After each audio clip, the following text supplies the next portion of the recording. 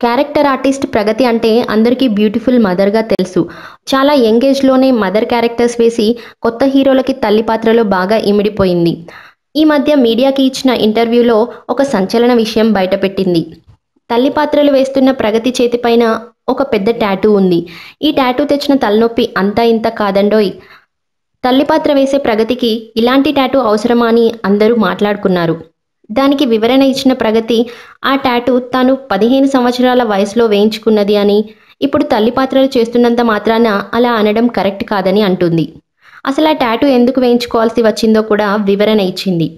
ప్రగతికి చిన్న వయసులో వేసిన టీకా మచ్చ నల్లగా పెద్ద సైజులో ఉండడం వల్ల తనకి స్లీవ్స్ వేసుకున్నప్పుడు ఇబ్బంది పడుతుండేదాన్ని అని, అది కవర్ చేసుకోవడం కోసం అలా పెద్ద టాటూ వేయించుకోవాల్సి వచ్చింది అని చెప్పింది. ఈ వీడియో మీకు నచ్చితే ఒక లైక్ చేయండి. మా గాసిప్ అడ్డా ఛానల్ని సబ్స్క్రైబ్ చేయడం మర్చిపోవద్దు.